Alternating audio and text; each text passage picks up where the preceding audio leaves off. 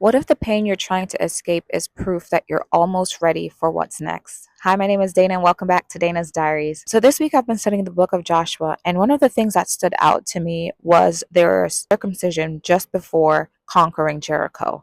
In the story of Joshua, they crossed the Jordan River into the land of Canaan. They're in the promised land, but they still had to go ahead and take possession of the land. So, one of the things that I noticed is right after they crossed the river of Jordan, the Lord tells Joshua to circumcise the men because this group of people were never circumcised. Their parents were, their parents that died in the wilderness and that didn't come through to the promised land. They were circumcised, but the children weren't. So God tells Joshua to get a flint knife and circumcise the men. And it says that they stayed in the camp until everyone recovered. So circumcision represents the covenant that God has with the children of Israel to always fight for them and always protect them. This is why when David was up against Goliath, he said, "Who is this uncircumcised Philistine who dared to defy the armies of the living God?"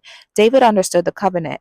David understood that because he is circumcised, there is a certain level of protection that he had as an Israelite. So when you see in Joshua, when God tells him to circumcise these men, because they had not been circumcised before, they're getting ready to go and battle and actually just take territory because God had told them that He's handing it to them, He's giving it to them. He's literally going to be fighting the battles for them. But the last step before they go in and actually conquer the land is to get circumcised. And I could just imagine the amount of pain that they were in, camped where they were, trying to recover, just going through the process of the circumcision and then the recovery after the circumcision, where you're basically injured during a circumcision, right?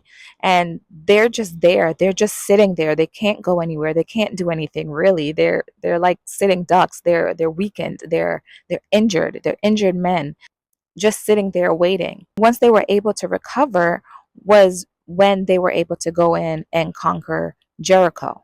And I think so many times we are going through situations or we're in situations where it's painful, where God has us sitting. God almost strips us where we have to sit, where we have to just be still and listen to his next step, listen to his directions. And sometimes he just tells you to go and sit somewhere and there's no next step. And a lot might be happening in your life, a lot might be going on. There might be a lot of painful events and painful situations going on. But what if that's the Lord circumcising you? Because the Bible talks about the Lord circumcising our heart. He's taking out the heart of stone and putting a heart of flesh. Because what circumcision is extra layer of skin.